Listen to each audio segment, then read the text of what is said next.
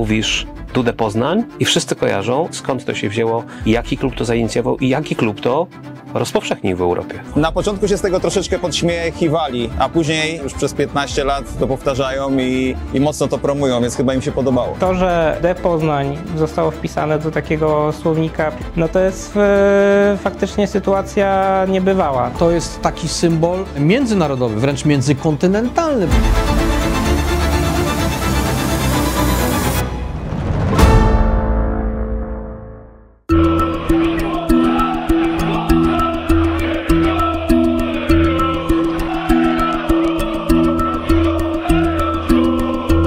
Czasami mam wrażenie, że my nie zdajemy sobie sprawy z tego, że kiedy losujemy jakiegoś przeciwnika, na przykład w europejskich pucharach, to zaczyna się jakaś niesamowita historia, której konsekwencje w zasadzie są trudne do przewidzenia. Dla mnie Dudę Poznań to jest właśnie taka historia, która się wydarzyła. W latach 70. mieliśmy Karny Panenki, którego nazwiskiem do dzisiaj taki sposób strzelania 11 jest określany. W latach 80. mieliśmy falę meksykańską po mundialu w Meksyku. W 2005 roku Jerzy Dudek tańczący na linii bramkowej podczas rzutów karnych i później bramkarze, którzy w ten sposób robili, byli określani właśnie, że robią taniec Dudka. I to, że Poznań czy D Poznań też zostało wpisane do takiego słownika piłkarskich pojęć, no to jest faktycznie sytuacja niebywała, tak? Tym bardziej, że nie mówimy o meczu, który koncentrowałby swoją uwagę całego świata, o finale Ligi Mistrzów, o Mistrzostwach Świata czy Mistrzostwach Europy. Kiedy jechałem do tego Manchesteru, to tak naprawdę jechałem taki onieśmielony, to kopciuszek europejskiego futbolu, Lech Poznań nagle gra na takiej fantastycznej europejskiej arenie. Musimy sobie uświadomić, że 15 lat temu City nie było jakimś potentatem europejskiego futbolu. Oni nie grali wtedy jeszcze za często w europejskich pucharach.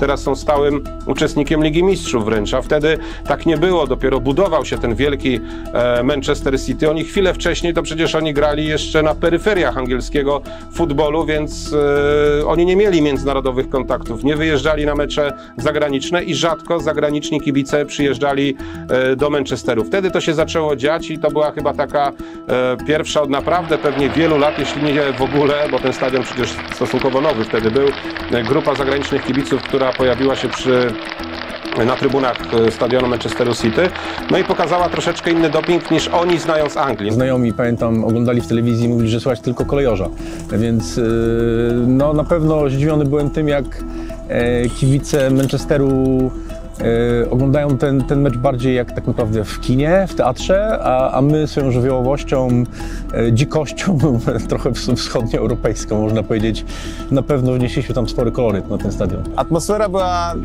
nie najgorsza, natomiast jak wiadomo w Anglii od lat 90. już nie jest to samo, jest bardziej piknikowo. Wiadomo, że to jest kolebka kibicowania i piłki nożnej, ale to my się bardziej, że tak powiem, lepiej zaprezentowaliśmy na stadionie kibicowsko niż Manchester City. Pamiętam, że bili brawo, kiedy kibice Lecha wykonali ten taniec tyłem do murawy. Nie dam sobie głowy odciąć, ale wydaje mi się, że bili to brawo dopiero w którymś tam momencie, czyli jakby kiedy pierwszy raz to zobaczyli, to nie było takiej reakcji, ale później już tak. Ja akurat siedziałem na trybunie prasowej tego stadionu Manchesteru City, obok było sporo takich ludzi, nazwijmy to troszkę bardziej bogatsza część tej widowni angielskiej i ja pamiętam, że oni to zauważyli, że to było dla nich jakoś interesujące, także to nie przeszło wtedy bez echa. I pamiętam też, że kibice angielscy nie do końca rozumieli, dlaczego fani Lecha odwrócili się od murawy. Nawet pytali, czy nie są obrażeni o coś, czy po prostu oni chcą wyjść, czy są obrażeni i tak dalej. Ta ewolucja też jest ciekawa o tyle, że tutaj jeśli chodzi o kibiców Lecha, no to ten układ jest po prostu elementem prezentowanym bez związku z daną sytuacją na boisku. Myślę, że w wykonaniu kibiców Lecha, jeżeli tak możemy powiedzieć, to był normalny, standardowy europejski mecz, ale z dobrą kibicowską frekwencją, bo musimy pamiętać, że sporo kibiców na ten mecz wybrało się z Poznania, z Wielkopolski, ale sporo też kibiców z Wysp Brytyjskich, nie zawsze też kibicujących Lechowi, ale Polaków tam mieszkających na ten mecz też się wybrało. No, ten sektor za bramką kibiców Kolejorza był wypełniony, atmosfera tam była świetna, niezależna od wyniku, no ale skoro w fajnym piłkarskim kraju można się pokazać i pokazać też swoją fajną atmosferę, to czemu tego nie zrobić? I dlatego myślę, że wynik tego spotkania nie miał wpływu na to, co działo się na trybunach w wykonaniu kibiców Kolejorza, jak to zresztą często bywa. To, co mogło się Anglikom i fanom Manchesteru spodobać, to pewnie to, że mimo tego, że padła kasta na 1-0 dla City, to my nie przestaliśmy. To znaczy cały czas trwała zabawa, cały czas trwał bardzo głośny doping i myślę, że to też było dla nich coś niespotykanego i nowego i może dlatego gdzieś tak mocno zapadliśmy w pamięć.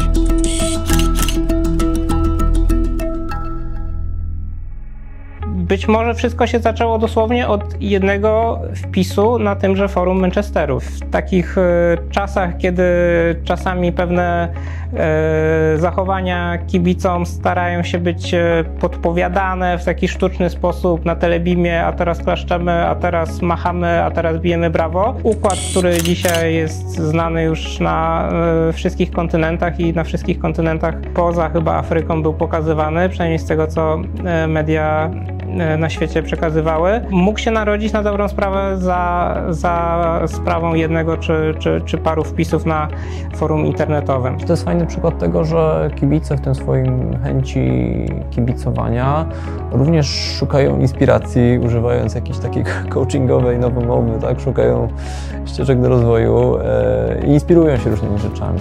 A ruch najczęściej bierze się z tego, że gdzieś coś zobaczyliśmy, gdzieś coś podpatrzyliśmy, coś nas zainspirowało, dokonamy jakiejś tam zmiany tego albo jakiegoś takiego przetłumaczenia na nasze. No i dostajemy coś nowego, coś, co być może jest właśnie skrojone pod nasze potrzeby. I wydaje mi się, że z Ludo Poznań jest jakby właśnie tak, to znaczy, że jest to przykład takiego dosyć ciekawego krążenia treści kulturowych. No a to wszystko też jest w dużej mierze możliwe dlatego, że żyjemy w zglobalizowanym świecie i te treści krążą. My to robimy tak naprawdę od lat 90. jeszcze. Pamiętam, że Kocioł to robił już od pewnie 90, nie wiem, 4-5 roku. W pewnym momencie to się stało tak jakby tożsame z nami, że nie jestem w stanie wskazać tego pierwszego momentu. Wiem, że w latach 90., kiedy ja jeszcze nie chodziłem, Uszol to wprowadził na trybunach w Kotle. Gdzieś tam były głosy, że podpatrzone w sportowej niedzieli od kibiców Olympique Marsylia. Na ile w tym prawdy, nie wiem, bo tak naprawdę to wszystko się przecież tak przenika w tym kibicowskim świecie. Od lat 90. chodzę na mecze i nie przypominam sobie, żeby inne drużyny w Polsce to robiły. Właśnie nie zauważyłem, żeby to na innych polskich stadionach było. Jest to tak charakterystyczne, że jednak kibice innych klubów tego nie podbierali. Oczywiście wiele piosenek, przyśpiewek, zachowań kibice adoptują na swoje trybuny, widząc je u innych, ale myślę, że gdy jest coś takiego charakterystycznego, wyróżniającego daną grupę kibicowską, to odnoszę wrażenie, że kibice innych drużyn raczej tego nie podbierają i nie adoptują na swoje trybuny. Wydaje mi się, że to jest totalnie poznańskie, tak jak tańczymy Labado było też poznańskie i to było nasze. Tutaj akurat jeżeli chodzi o naszych polskich przyjaciół i nieprzyjaciół z kibicowskiej sceny, to chyba nikt nie może powiedzieć, że to oni rozpoczęli De Poznań, bo De Poznań jest nasz. Pewnie byłoby to trochę nie w porządku, już tak nie znam się na tych kibicowskich zawiłościach, ale tak to odbieram. No i chyba Poznań zostawiono Poznaniowi.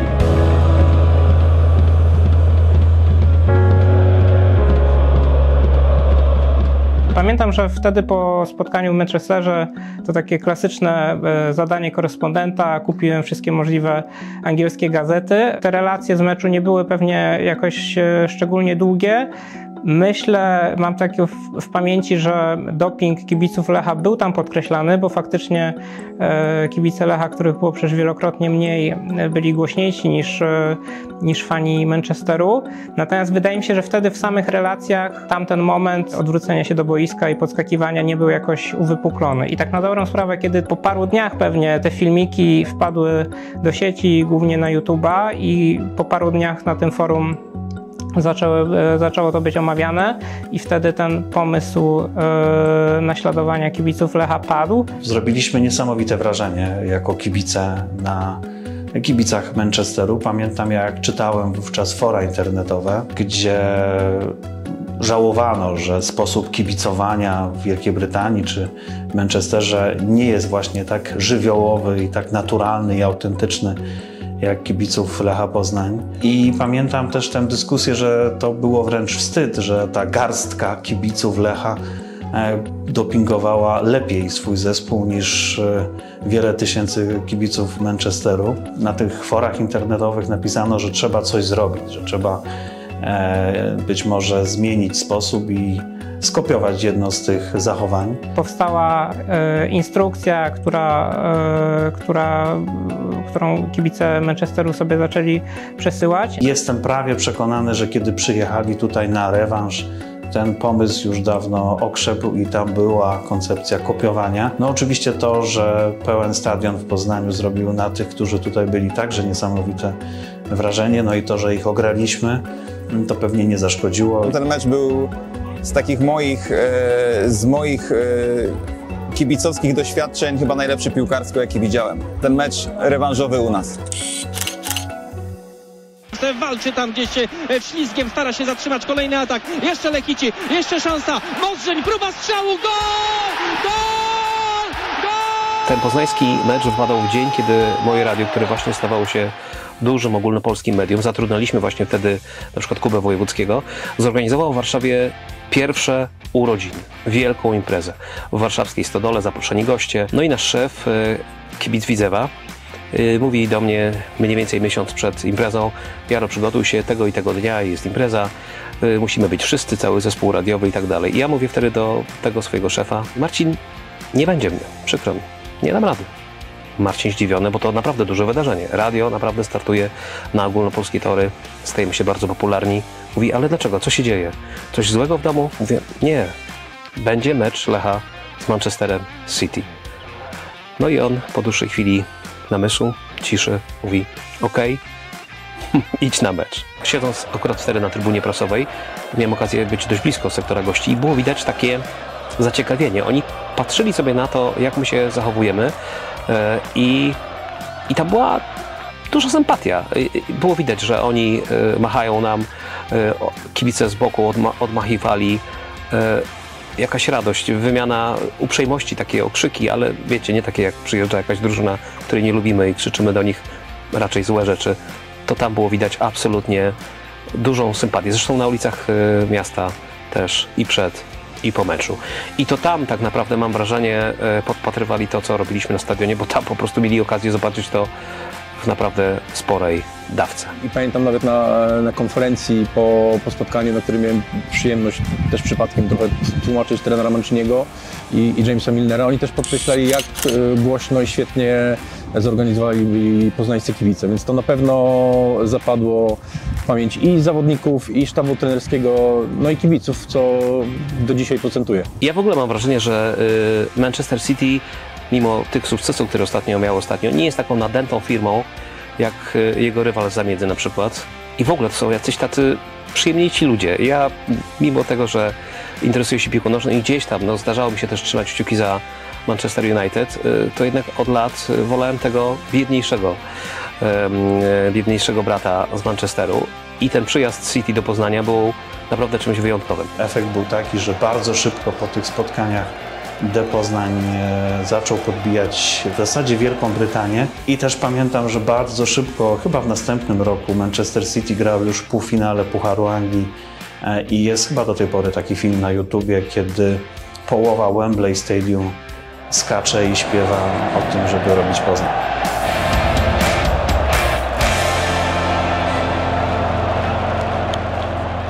Ta ewolucja też jest ciekawa o tyle, że tutaj, jeśli chodzi o kibiców Lecha, no to ten układ jest po prostu elementem prezentowanym bez związku z daną sytuacją na boisku, bez konkretnego momentu, a w przypadku Manchesteru kibice w pewnym momencie zaczęli w ten sposób cieszyć się i celebrować strzelonego gola.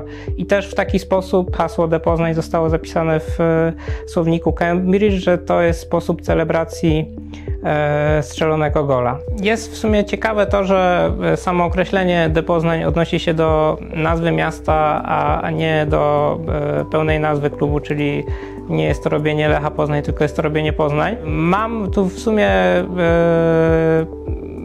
taką myśl, gdy przeglądałem to wideo, czy gdy się przegląda zdjęcia, to mogło się to w sumie wziąć z tego, że akurat czy przy sektorze, w którym byli wtedy w Manchesterze kibice Lecha, była taka duża flaga z napisem biało-czerwona, chyba z napisem Poznań. Być może to wizualnie się wtedy to utkwiło w pamięci tym kibicom Manchesteru, którzy zrobili to poruszenie na forum. To jest w sumie ciekawe i jednocześnie przenosi się w tym pierwotnym momencie na większą rozpoznawalność Poznania jako miasta na świecie. Poznań to jest taki sposób kibicowania, z którego jesteśmy wszyscy dumni i sposób wspierania swojej drużyny, który niczym fala meksykańska już zapisało się w historii futbolu i nie boję się tych słów. Chyba nie ma tygodnia, żebyśmy nie otrzymali informacji o De Poznań wykonywanym czy to w Australii, czy w Stanach Zjednoczonych, czy nawet w krajach arabskich, więc to już jest sposób kibicowania znany na całym świecie. I jest to pewien dowód na to, że umiemy w Poznaniu wspierać swoją drużynę i jak to robimy to na poziomie absolutnej światowej czołówki. Jeżeli ktoś pyta, o co chodzi w kibicowaniu, to właśnie chodzi o te parę momentów, kiedy na chwilę zapominasz jakby o wszystkim, o życiu, o pracy. Liczy się tylko tu i teraz, liczy się ten moment, kiedy jesteś tam i wydaje ci się, że wszystko jest możliwe. Ja socjologicznie w ogóle lubię takie sytuacje, znaczy sytuacje, w której jakby jesteśmy wytrącani z rutyn i to, co jest naszym takim przyzwyczajeniem, to, co jest oczywiste, nagle jest jakoś, mówiąc kolokwialnie, challenge'owane i jesteśmy zmuszeni do tego, żeby zachowywać się inaczej, myśleć inaczej i tutaj tak właśnie jest. Ci Anglicy wówczas w Manchesterze zobaczyli, że tak naprawdę praktycznie komplet grupy przyjezdnej z Poznania abstrahuje zupełnie od tego, co się dzieje na boisku, w komplecie odwraca się, jest plecami do boiska i po prostu to było takie też jest pokazanie, że oni chcą współtworzyć to widowisko i trochę nawet niech się dzieje na tym boisku, co chce. To odwrócenie się od boiska i to łapanie za bary osoby, która koło nas jest, być może może dać nam do myślenia, a może daje nam do myślenia, że w tym wszystkim ważne jest też właśnie współobecność, bycie z innymi osobami, jakaś taka wspólnotowość. I nawet jeżeli to nie było zamierzone, to jest w tym jakaś, wydaje mi się, taka fajna głębia, jakby, to znaczy odwrócenie tych ról, znaczy podkreślenie, że nie to, co jest na boisku, jest w centrum, ale właśnie to, co jest tutaj na trybunach, jest być może najważniejszym elementem tego całego przedstawienia. I ja lubię ten moment, lubię tą chwilę, kiedy nie wiem, co się dzieje na murawie, kiedy słyszę, bo wiem, że nie wszyscy robią Poznań, więc czasami słyszę jakieś okrzyki, więc jestem zaciekawiony, co tam się wydarza, ale nie widzę tego i jest w tym coś tajemniczego, coś magicznego tak naprawdę i myślę, że też z tego wynika siła tego tańca.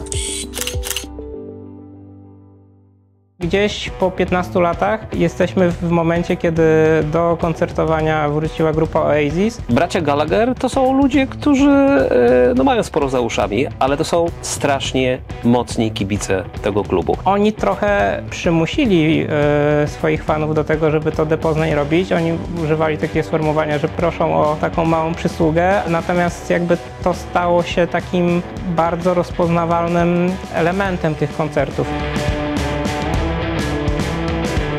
No to było na pewno coś absolutnie niezwykłego. Ja wiedziałem, że to się dzieje na tym koncercie, bo gdzieś tam od pierwszego występu w Cardiff było wiadomo, że Poznań jest częścią tych występów. Natomiast świadomość tego, jak historia zatoczyła koło i rzeczywiście, że byłem tu 15 lat wcześniej w Manchesterze i widziałem to na własne oczy i nagle robię to na koncercie jednego ze swoich ulubionych zespołów, to absolutnie coś, o czym nie marzyłem i trudno w ogóle sobie taki scenariusz wyobrazić. Przyznam szczerze, mimo tego, że De Poznań jest znaną kibicowską akcją w Europie, to ja się nie spodziewałem, że oni to będą robić na koncertach. Dla wielu uczestników koncertów Oasis jest to pewne odkrycie, że Poznań to także nazwa miasta w Polsce i teraz dzięki tej akcji zostało to niejako wytłumaczone i myślę, że świetna promocja dla klubu, świetna promocja dla miasta. Od fanki Oasis, z którą rozmawiałem, wiem na przykład o Brytyjczyku, który w gruncie rzeczy tylko z tego powodu, że na koncercie robił D Poznań, przyleciał do Poznania, zobaczył to miasto i jakby ten aspekt rozpoznawalności Poznania jako miasta, myślę, że jest istotny w tej całej historii. No my jesteśmy szczególnie zachwyceni, bo wszystkie monitoringi mediów, które mamy, wręcz zwariowały. Liczba interakcji w mediach społecznościowych, ale także liczba publikacji artykułów w mediach na całym świecie jest ogromna. I co jest bardzo ciekawe i dla nas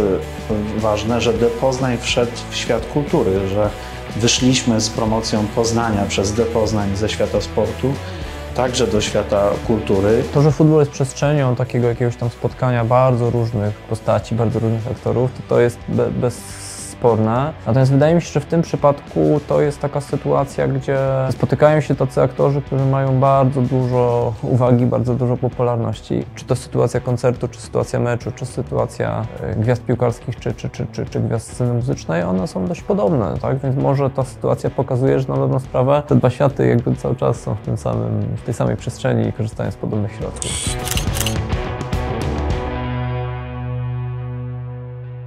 Gdyby Lech Poznań nie grał z Manchesterem City, gdyby nie pokazał przy okazji tego meczu tego tańca D Poznań, to pewnie nie stałoby się to sławne, nie trafiłoby do słowników, nie stałoby się taką wizytówką Poznania, bo ja myślę, że Poznań w tej chwili może spokojnie wśród tych swoich symboli, takich, którymi się posługuje, koziołki rogale i inne, także używać tego tańca. Co dalej z D Poznań? Myślę, że przede wszystkim spektakularne wykonanie D Poznań podczas 6 spotkań, które nas czekają teraz w europejskich pucharach. Kolejna drużyna to podłapie i może być ciekawe. Nie jestem w stanie powiedzieć, co się wydarzy, bo gdyby ktoś mi w 2010 powiedział, że dotrzemy z tym do słownika Cambridge, dotrzemy na Wembley, dotrzemy do Meksyku, dotrzemy do LA, Nowego Jorku podczas koncertów Oasis, to chyba nikt by nie uwierzył. Narodziła się nowa świecka tradycja, jak w firmie Miś, i można ją pielęgnować i widzę, że Lech to robi, bo te ruchy związane z Oasis, z rocznicą